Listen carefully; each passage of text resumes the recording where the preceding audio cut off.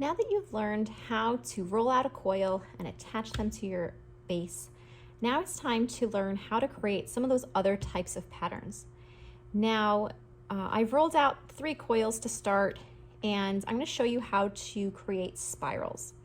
So when you're making your spiral, you want to think about how it'll look all the way around. If you want the spirals to look the same all the way around, don't just cut random lengths.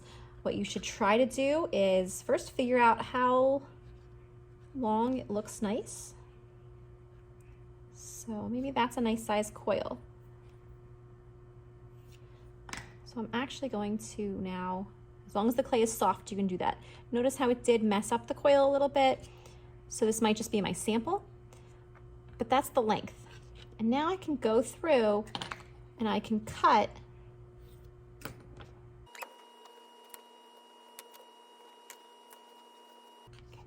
So now I have a whole series of them. I'm going to try to save this one, so redo it. Okay, so now I'm just going to very carefully spiral them.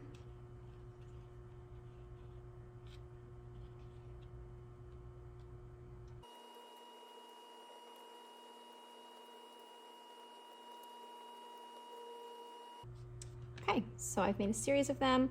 I'm going to just gently kind of try to tell how many fit around.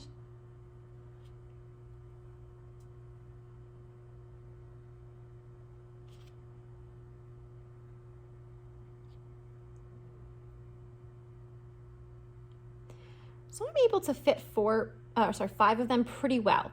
You might notice when you do this that maybe it almost works, like if I space these out a little bit differently.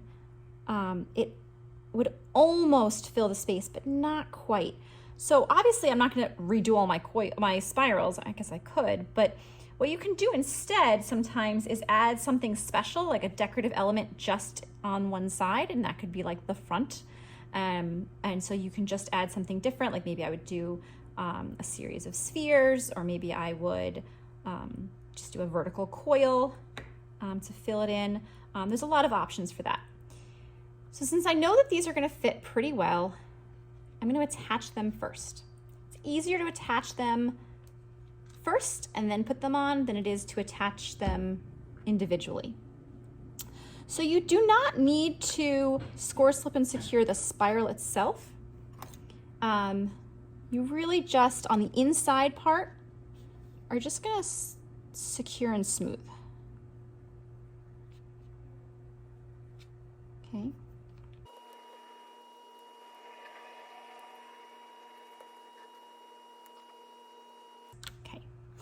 Now I'm just going to line them up, and you need to score, slip, and secure them to each other. So score,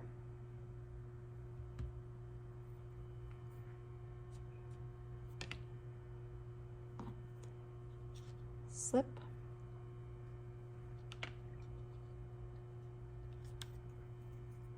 secure, and smooth.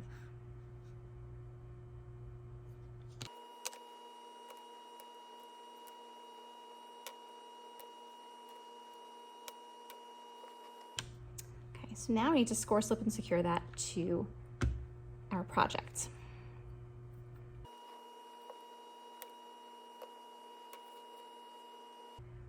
When placing them, make sure that you are keeping the walls of your vessel symmetric. So if you want them to stay straight up and down, you have to line them up straight up and down. If you want them to angle in or out, you do that as well.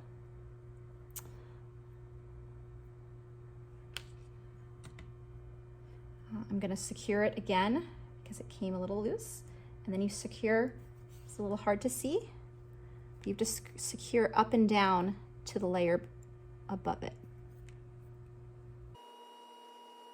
And as I said before, to fill in that gap, I'm going to add a coil.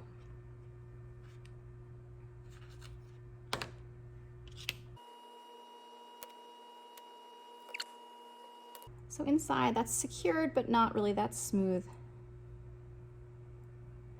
Now from the outside, see what that looks like. There are all these holes. Now, if you are not making a drinking cup and you like the look of the holes, you can leave them. But if you want to make it so it could hold water, the way that you fill those in is to take super soft clay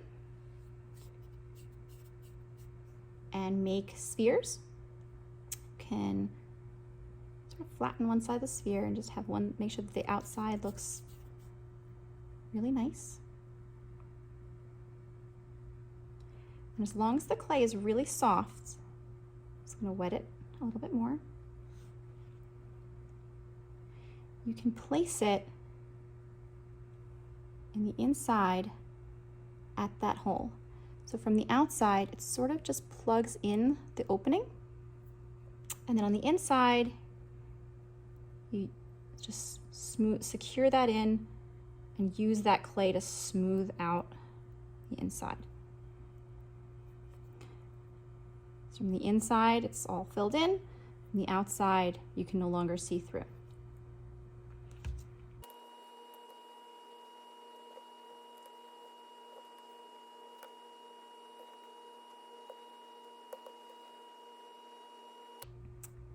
So you notice that I am securing and smoothing as I go. Do not try to leave that to the end because you won't be able, once it's taller, to get to the lower levels comfortably without possibly messing it up.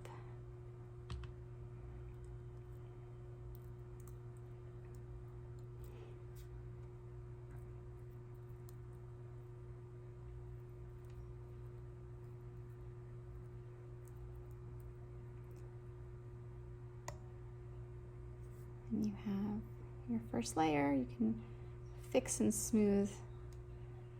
Make sure you fix the walls all the way around so they stay nice and symmetric, same angles. A couple of more techniques that I just want you to be aware of. Instead of a regular coil, if you wanted to do one of those coils that looks like a mustache, you just go in from both sides in the same direction, and you can get one of those. If you wanted to do one that's an S curve, like an S, you just twist in opposite directions until it looks like an S. And notice that when I straightened it up, it got all messed up. I don't recommend straightening your coils. It makes all these little cracks. So start again in between if that happens. Also, if you're going to make a braid, you use thinner coils than you would normally. And you just sort of squish one side together, and then you very carefully braid it. Obviously you would normally be doing this with a much longer piece.